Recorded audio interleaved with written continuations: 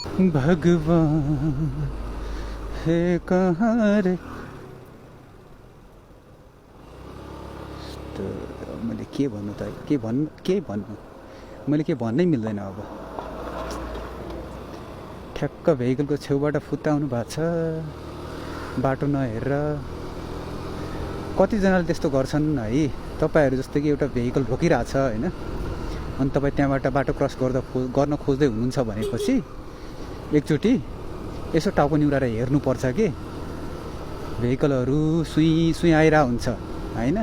त्यसरी कतिजनाको एक्सिडेन्ट हुन्छ कि, मतलब मान्छेलाई हान्ने मात्र होइन कि, हामी बाइक चलाउने मान्छेहरू छ नि, त्यसरी फुत्त कुनै जनावर आउँदाखेरि केही आउँदाखेरि पनि कतिको हानिन्छ, इभन स्लो स्पिडमा पनि के।